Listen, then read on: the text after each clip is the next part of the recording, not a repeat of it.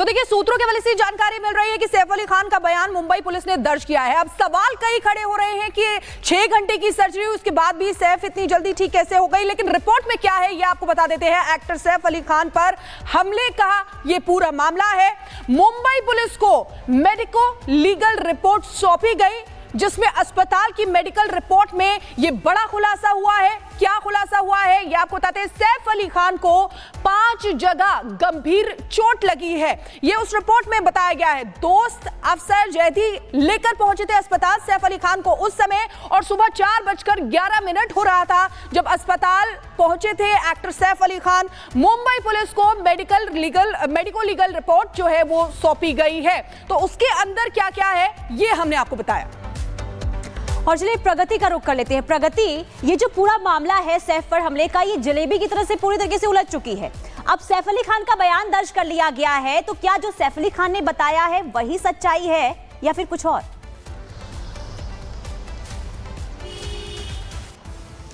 बिल्कुल पुनीता, और ये सवाल खड़े इसलिए हो रहे हैं क्योंकि जो जवाब सामने आ रहे हैं वो बिल्कुल भी सीधे नहीं दिखाई देते हैं। जिस तरीके से बार बार आरोपी को ले जाते वक्त उसका चेहरा पूरी तरीके से ढक दिया जाता है, एक बार भी पूरी तरीके से डिटेल या जानकारी वहां से सामने नहीं आ रही है। दूसरी ओर जब सैफ अली खान का स्टेटमेंट दर्ज हुआ है तो वहां पर भी कई बातें सामने आ रही हैं जिनका जवाब अभी तक नहीं मिला है। और इसलिए आपको अपडेट बता दूं, क्योंकि देखिए आज आरोपी को दूसरी बार बांद्रा कोर्ट में पेश किया जाना है, क्योंकि 14 दिनों की रिमांड मांगी गई थी। 14 दिनों की रिमांड में से 5 दिन की कस्टडी पुलिस को मिली थी, जिसमें से पुलिस ने क्या क्या डिटेल निकाली है, क्या क्या इस दौरान इन्वेस्टिगेशन में सामने आया है, ये पुलिस को बताना होगा और वो सामने भी आ जाएगा।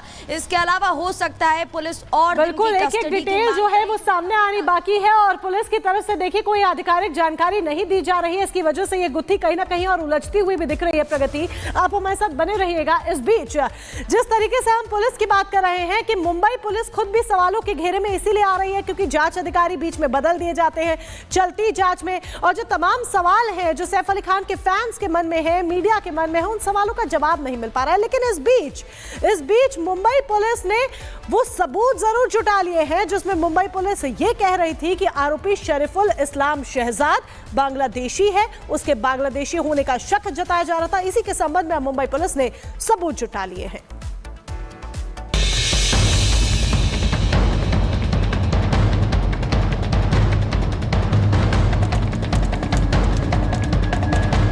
इसमें प्राइमरी फेस ऐसा लगता है कि ये जो एक्यूज है ये बांग्लादेशी है और इंडिया में इलीगली एंटर करने के बाद इस एक्यूज ने इसका नाम चेंज किया है, वो एक रीजन हो सकता है। सैफ अली खान के खंजरबाज मोहम्मद शरीफुल शहजाद को शिकंजे में लेने के बाद पुलिस ने आरोपी को लेकर जो शक जताया था उसके अब सबूत भी पेश कर दिए हैं।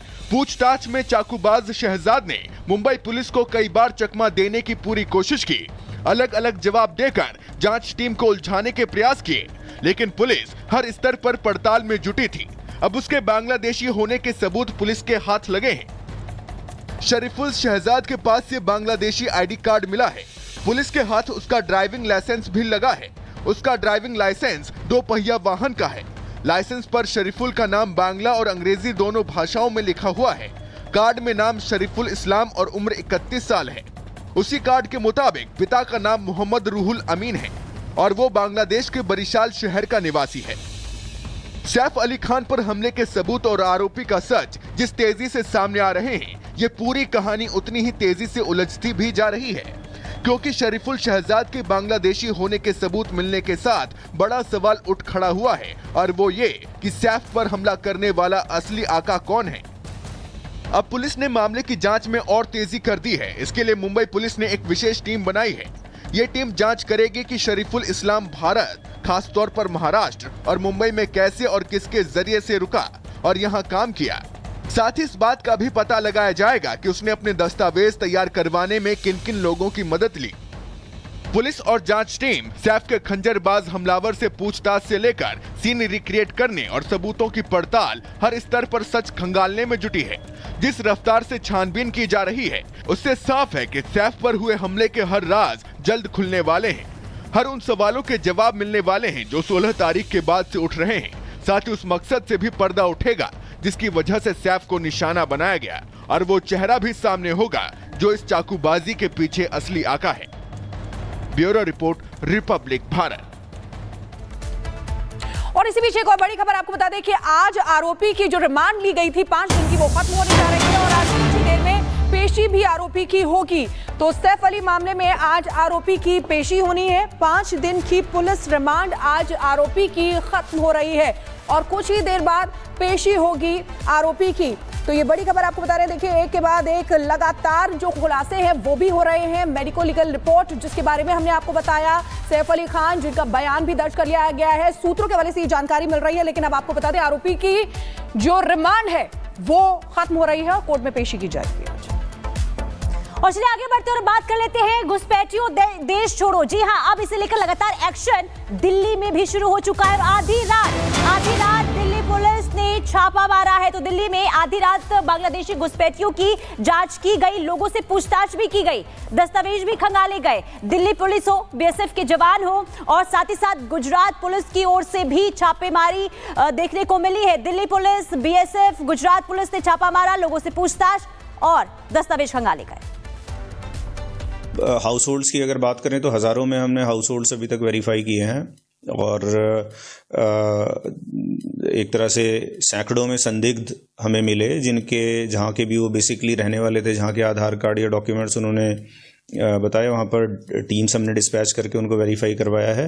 अब तक 10 बांग्लादेशी हैं जिनके डिपोर्टेशन का प्रोसेस वेस्ट दिल्ली से हमने शुरू कर दिया है। बाकी डिस्ट्रिक्ट्स भी साथ ही इस पे लगे हुए हैं और ये प्रक्रिया पश्चिमी ज़िले में भी और बाकी ज़िलों में भी अभी भी लगातार जारी है जांच की। तो रात के समय पे विशेष तौर पे अभियान चलाने का मकसद ये है कि परिवार के जितने भी सदस्य हैं वो सभी वहीं पर मिलें और उनका वेरिफिकेशन प्रॉपर्ली करवाया जा सके। सब लोग एक साथ मिलते हैं तो क्रॉस क्वेश्चन करने की, उनसे एक दूसरे के बारे में अगर कोई मान लीजिए संदिग्ध पाया जाता है तो एक दूसरे के बारे में सवाल करने की संभावना भी हमारे पास रहती है। और चलिए अब बात करते हैं बिहार की, क्योंकि बिहार में वर्चस्व की लड़ाई देखने को मिल रही है और बाहुबलियों के बीच में गैंग वॉर हो रहा है। बाहुबलियों का बदलापुर देखने को मिल रहा है, जिसकी वजह से बिहार गोलियों की आवाज से थरथरा रहा है।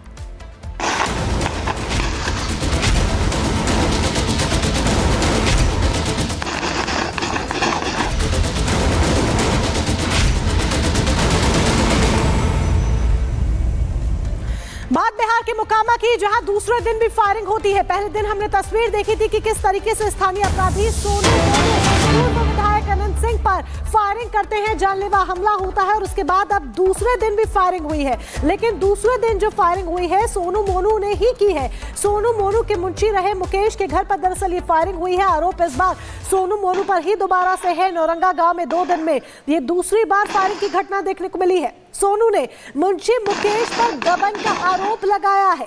अनंत सिंह ने सोनू मोनू पर मुकेश से मारपीट का आरोप लगाया था। इसी को लेकर कल नौरंगा गांव में गैंग वॉर हुआ था। तो ये स्थानीय अपराधी हैं सोनू मोनू। इन्होंने अपने मुंशी मुकेश के घर पर ताबड़तोड़ फायरिंग की है। तस्वीरें जो आपके सामने हैं उसमें भी आपको दिख रहा होगा कि किस तरीके से एक अफरा तफरी का माहौल है। बाहुबलियों का बदलापुर बिहार के मोकामा में देखने को मिल रहा है। सोनू मोनू गैंग ने अपने मुंशी के घर पर फायरिंग हुई है। सोनू मोनू गैंग के मुंशी के घर पर फायरिंग हुई है। मुंशी का नाम मुकेश है और ये भी आपको बता दें, पूर्व विधायक अनंत सिंह पर जानलेवा हमला बीते दिन होता है। आरोप सोनू मोनू गैंग पर ही लगता है और सोनू मोनू गैंग पर जो आरोप लगा था उसमें आपको ये कड़ी जरूर बता दें कि अनंत सिंह ने दरअसल सोनू मोनू पर मुकेश से मारपीट का आरोप पहले लगाया था, जिसके बाद ये उन पर जानलेवा हमला होता है। तीनों के खिलाफ एफआईआर दर्ज कर ली गई है। वहीं दूसरी तरफ दूसरे दिन भी देखिए किस तरीके से फायरिंग होती है। 2 तस्वीरें फिलहाल आपको हम दिखा रहे हैं।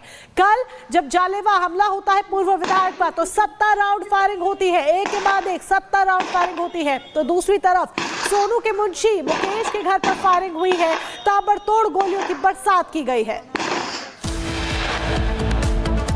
और यहाँ रुकेंगे एक छोटे से ब्रेक ले। ब्रेक के उस पर आपको दिखाएंगे बुलेट 100 में देश और दुनिया की तमाम बड़ी खबरें। बने रहिए रिपब्लिक भारत के साथ। इसको घर पे लगाओगे तो शादी का तो पता नहीं, पर घर पक्का नहीं टूटेगा। रुंगटा नहीं तो घर स्ट्रॉन्ग नहीं। रुंगटा स्टील TMT बार एकदम सॉलिड। पहाड़ों में एक हाइकिंग शिप भी बन सकती है। उससे अखिलेश ये बहुत अच्छे से समझ गए कि बाबा का ये संदेश दूर तक जाएगा तो उनके गले की फांस बन जाएगा। सनातनी एकजुट हो जाएंगे तो